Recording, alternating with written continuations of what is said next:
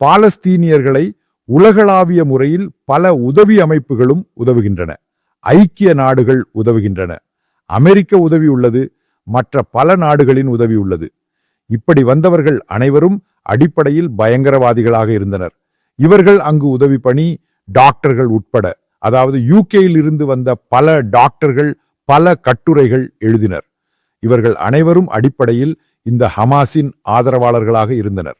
அதேபோல் டாக்டர்கள், பொறியாளர்கள் என்று சொல்லி அவர்களுக்கு வீடுகள் கட்டி கொடுக்கவும், கூடாரங்கள் அமைக்கவும், அறுவை சிகிச்சை செய்யவும் வந்தனர். பல கட்டுரைகள் பல பத்திரிகைகளில் நான் படித்திருக்கிறேன். இவர்களின் பட்டியல்கள் இஸ்ரேல் அரசாங்கம் வெளியிட்டுள்ளது. பலர் இஸ்ரேலின் போரில் கொல்லப்பட்டனர். அந்த தாக்குதலில் பலர் கொல்லப்பட்டனர். மற்றவர்கள் எகிப்துக்கும் அதேபோல் சிரியாவுக்கும் லெபனானுக்கும் மேற்கு கரையிலும் சென்றுள்ளனர். இப்போது அமைதி மற்றும் பிரச்சனைகள் அந்த முறையில் செல்கின்றன. திரும்ப நுழைய முயற்சிக்கும் போது இஸ்ரேல் சொன்னது அதற்குள் நுழைய வேண்டும் என்றால் இனி அனுமதி கட்டுப்பாடு உள்ளது.